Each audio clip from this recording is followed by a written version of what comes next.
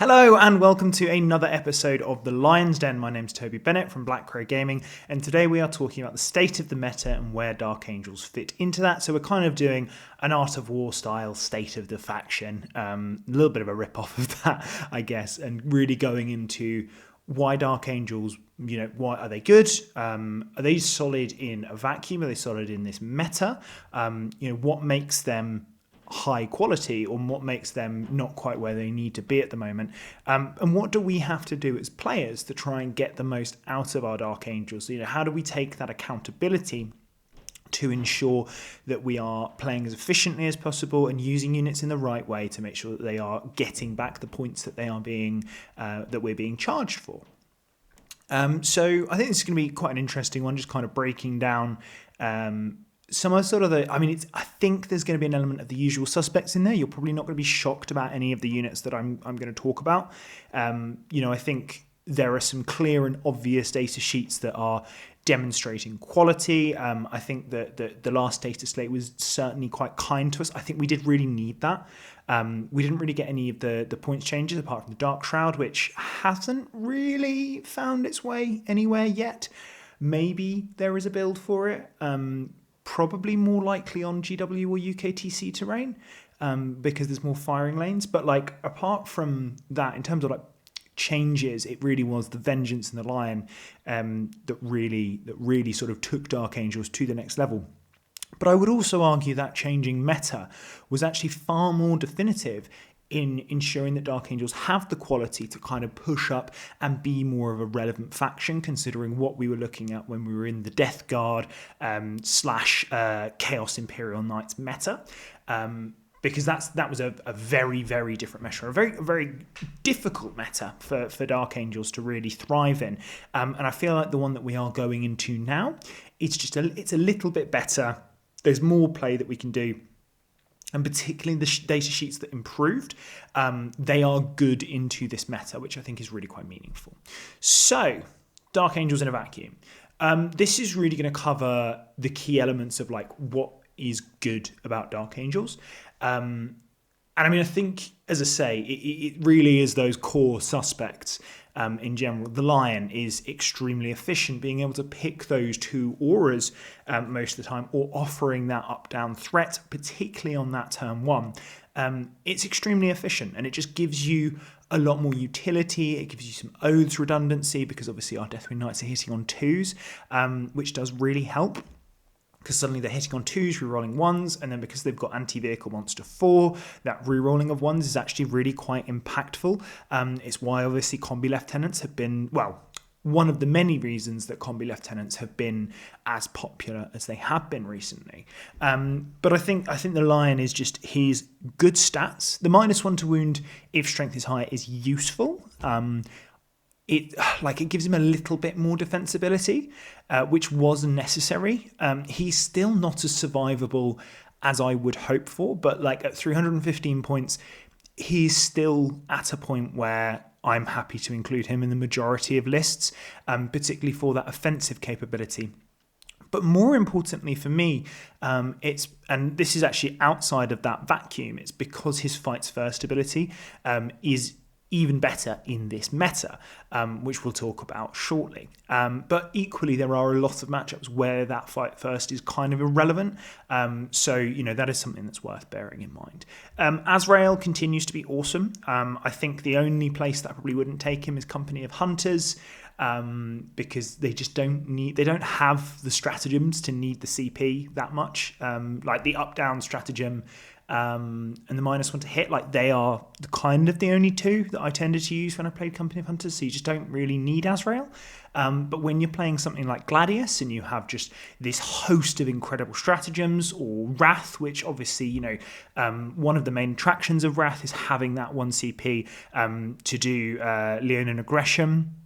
Those kinds of abilities means that Azrael is just very good, and his ability to just go in and deal with certain threats incredibly efficiently, it elevates that too. I had a moment recently, I was playing against Emperor's Children, Azrael went in and just on his own picked up a 5-man of Tormentors or whatever they're called, And that was problem solved because it was so close towards the end of the game. That was the final unit that I needed to deal with.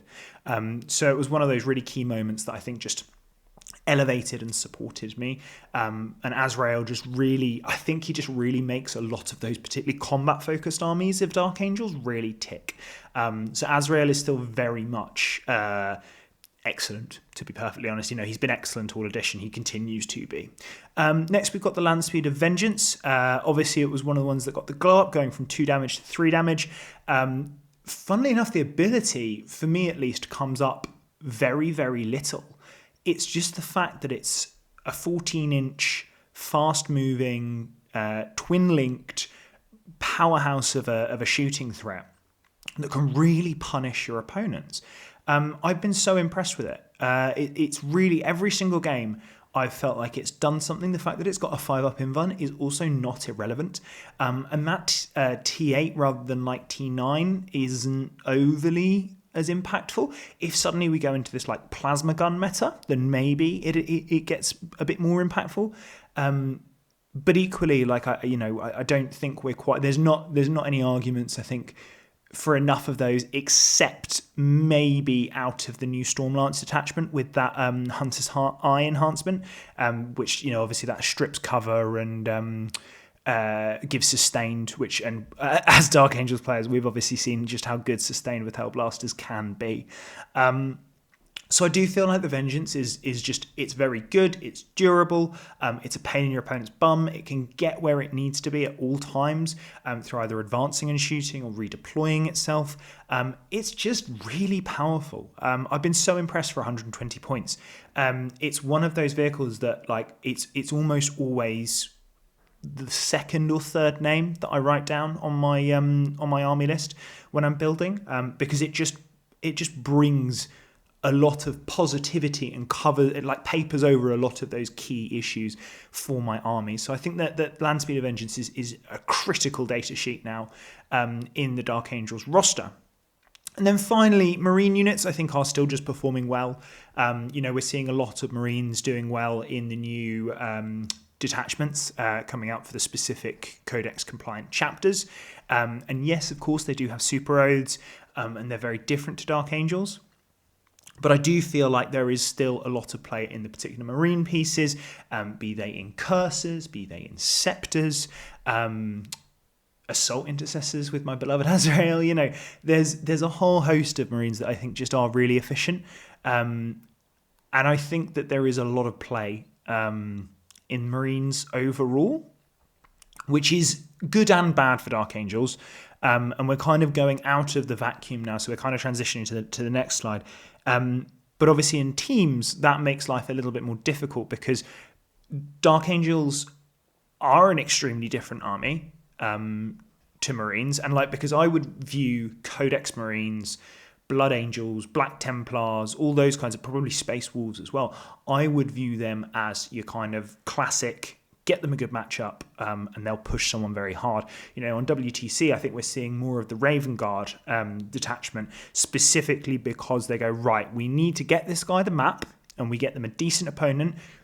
Doesn't really matter as much on opponent as map, I think, on WTC, and then they just blow their opponent off the board. And similarly with UKTC, you make sure they're not on the heavy board and you blow your opponent off the board. Done. There we go. You use those lines, bully your opponent. Dark Angels don't do that. We aren't the kind of army that, for the most part, rushes up and deals with our opponent very aggressively. I think those days of Stormlance Dark Angels that did do that, it doesn't feel like we are in that meta anymore.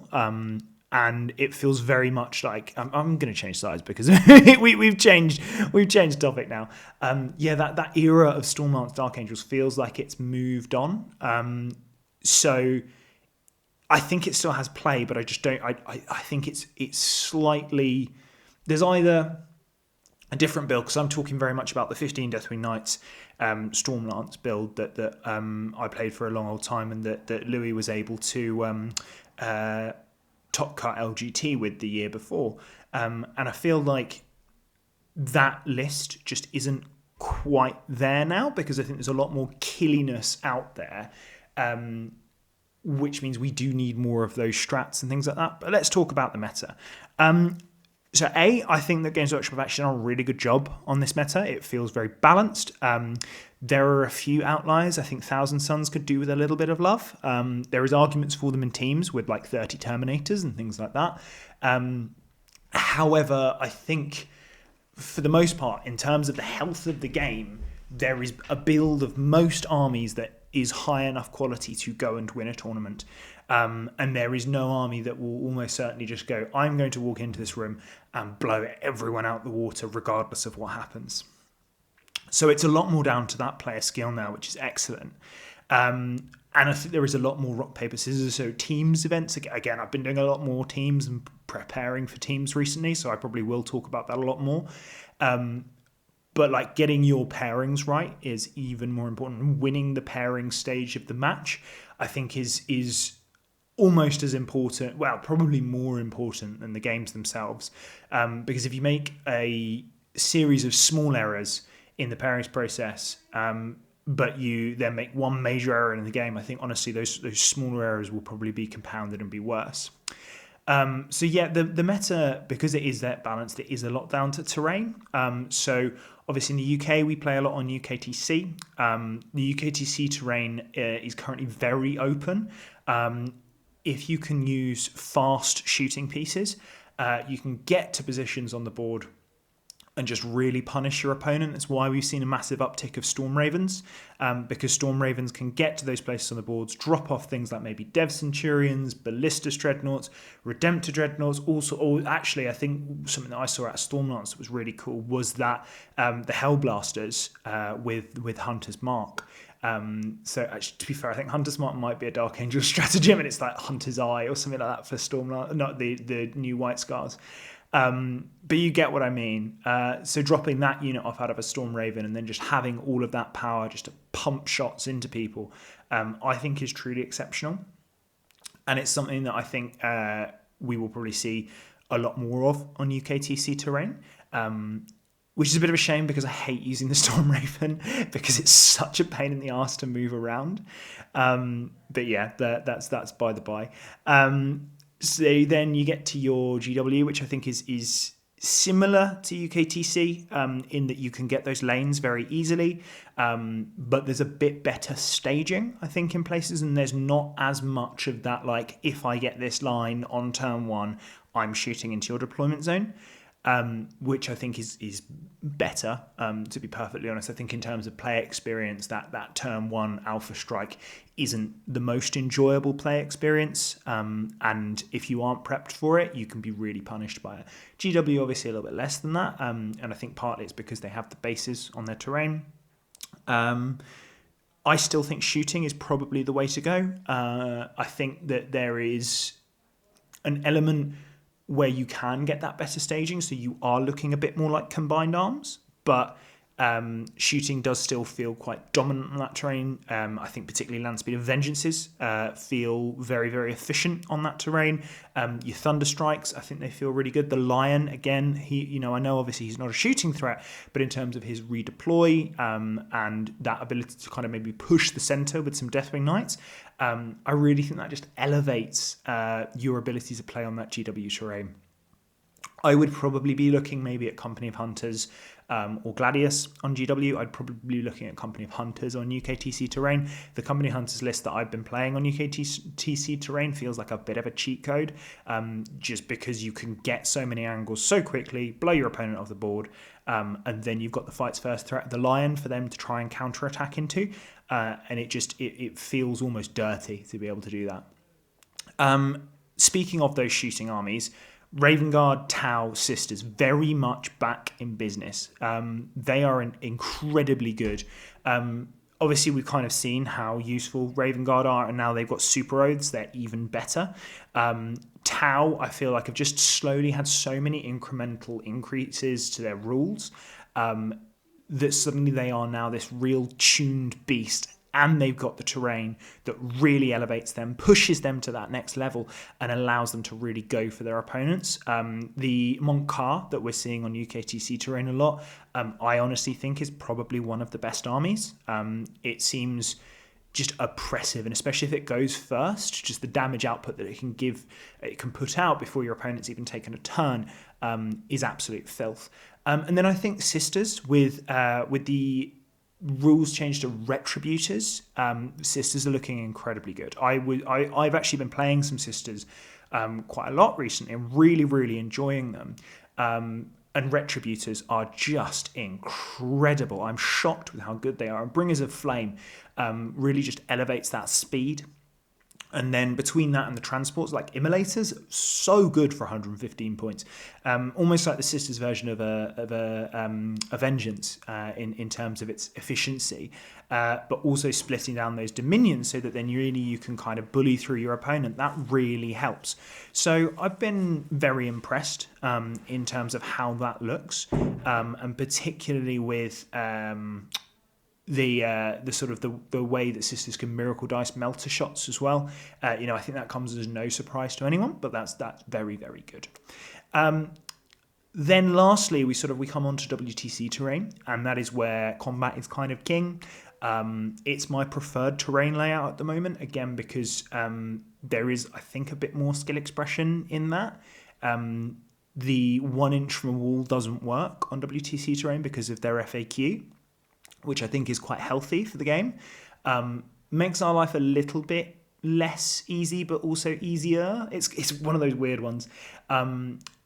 But there's a lot of maps on WTC that are very good for Dark Angels, but they are very good for combat in general. And we can see that World Eaters are extremely good at the moment. The kind of the 50 Berserkers, 50, 60 Berserkers, those lists are terrifying in terms of their damage output, and the ability to put -1 damage on stuff, and the Blood Surge there's just so many different pieces that can really punish you, and against a high quality World Eaters player, it's very difficult to get around that auto 8 Blood Surge, or then the -1 damage. There's ways that they can just damn you either way.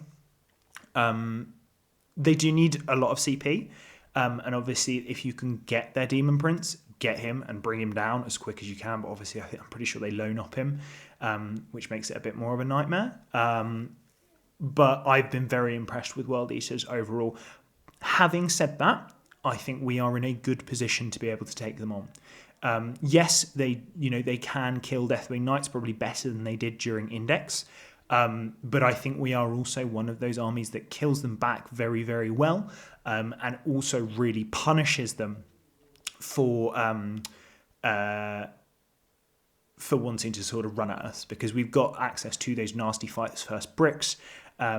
It's a shame that obviously we can't go like double and really punish our opponent. But I think that there's enough to be said that we can really push through that World Eaters meta. And I'm hoping that that's a reasonably good matchup for Dark Angels in general.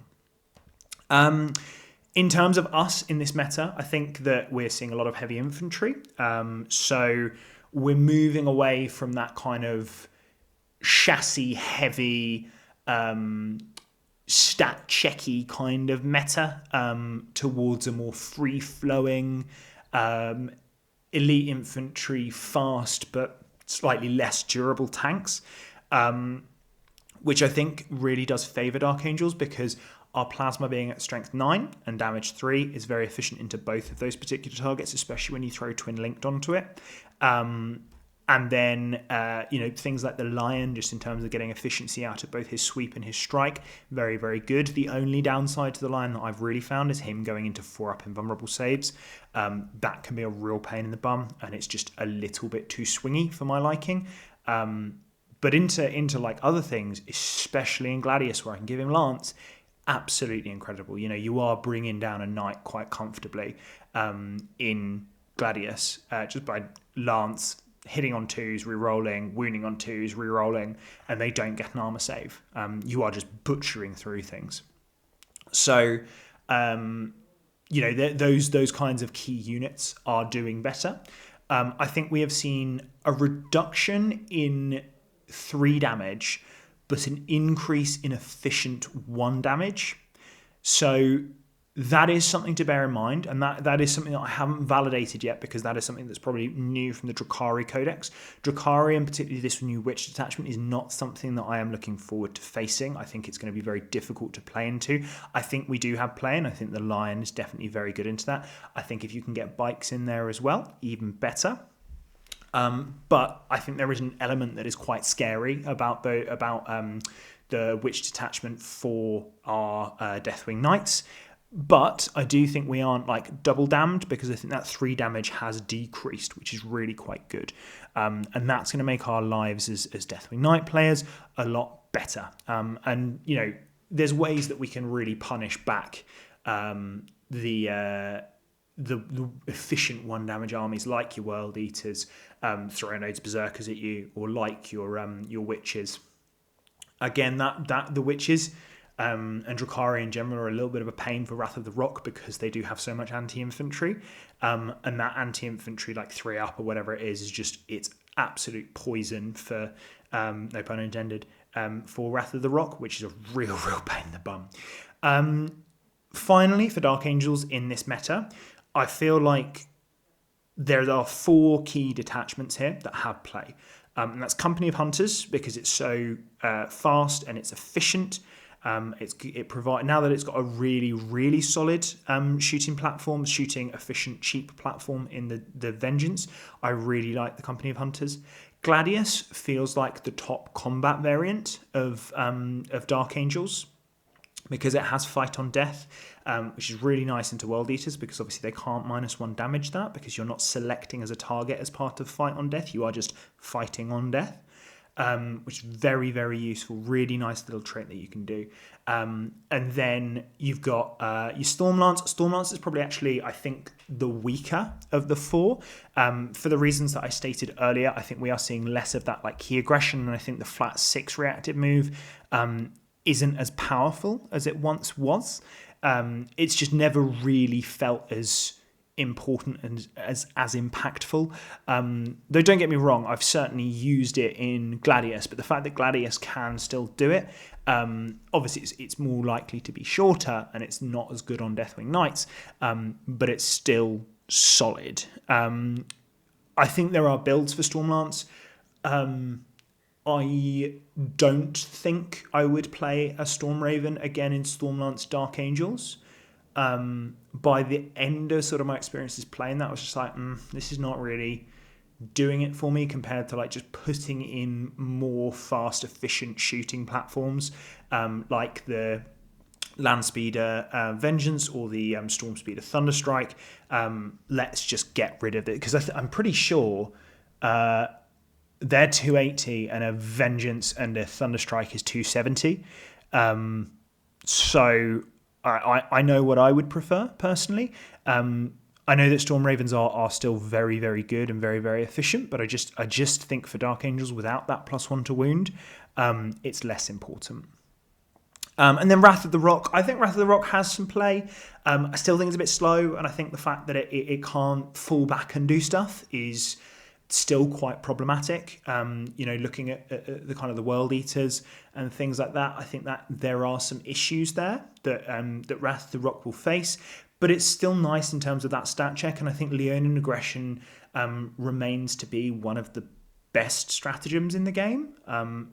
Probably only just outshone by that new Witch one that does it in the movement phase. I think that is pure filth. But I think there is, it does feel like that's a particularly good stratagem still, and I think into this new meta it feels even more positive. So I'm very excited to crack on and use that one, because it's just if I get the chance to play Wrath of the Rock again, I would certainly like to, just for playing Leonin Aggression. However, I'm not sure if I will be playing Wrath much. I just in terms of what I need it to do on WTC terrain, which is sort of again predominantly where I'm playing, I need that fall back and do stuff.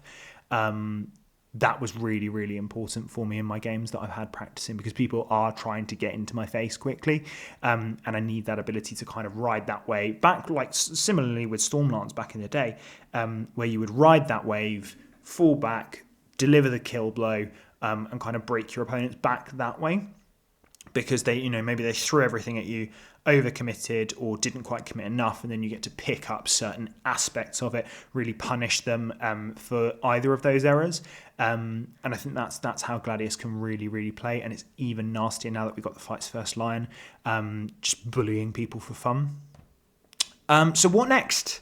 I think the most important thing, again, is focusing on your terrain layouts and building for your terrain layouts. So next week, I am going to be doing a video where I take each terrain layout and kind of do a this is how I deploy and why video.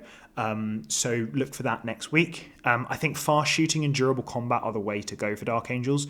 We have both of them now, and it feels very, very good. I think it's important that we have that oath redundancy, because we need access to those rerolls or the +1 to hit from incursors. All those kinds of things I think are very, very important. But also I think that the Lion is kind of leading that way, and that I know he's 315 points and that is expensive, but now that he is a force multiplier and an incredible beat stick, it really matters. And the fact that he gives out that aura of mortal wound protection. There's so many armies that really rely on spitting out mortal wounds. Emperor's Children are a good example, and the Lion can really put a bee in their bonnet. So I think that's very, very worth it. But I think the most important thing that you should take away from this video is that there is a solid reason that you should be playing Dark Angels right now, and it's not just because you love the army. And that was something I criticised Games Workshop over in the last kind of data state, that it just felt you'd only play Dark Angels because you loved them and not because they were good, which was a real shame, because I loved Dark Angels and I wanted to play with them more. But I wanted to still play with them at that quality where I didn't feel like I was just a dead duck in the water.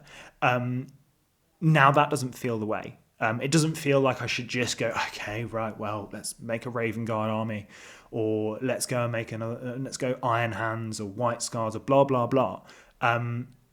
There are good arguments for Dark Angels in both teams and singles.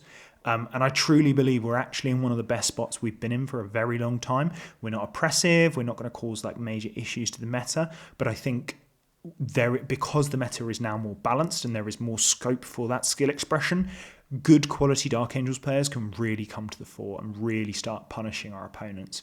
And I think we punish opponents in ways that other armies really don't. So I think that there is even more play in that, because people won't be as prepared to kind of deal with us as they maybe have been in other editions, or maybe that splash damage from Deathwing Knight-esque models being so good, like Death Shroud Terminators. I know they're not overly similar, but you get what I mean. So yeah, there is good reason for hope. So we must believe in the Lion, which I think is a really good spot to be in, and I'm so excited to be playing more Dark Angels at the moment. I am playing other armies as well, but that's just because I'm trying out for Team Wales, so I've got to show I'm not a one-trick pony. But yeah, Dark Angels are in a really great spot, and I'm really excited about that. So I hope you really enjoyed this video. I hope you're having a great damn day. I hope that you go over to Glasshammer and Terrain Forge and Gambit Gaming and Trident Future Works, and you buy lots of shit from them, because they provide some amazing stuff. Glasshammer providing cheap Warhammer, Terrain Forge providing incredibly high quality terrain, Trident Future Works with some beautiful, beautiful carrying cases, and then finally Gambit Gaming with the best Warhammer-inspired clothing on the market. I absolutely love it. I love wearing my shirt. I can't wait to get some more. And shockingly, they're all Dark Angels themed. Who'd have thought? So I'm really excited to put more of them on and sort of wave the flag at the first. But also, thank you so much for watching. I hope you really enjoyed the video. I can't wait to go and compete in Battle of Britain this weekend. It's going to be really cool, really good fun. Can't wait to see everyone there. But also, most importantly, stay loyal, fuckers. We'll see you in the next one. Thank you so much for watching. Bye.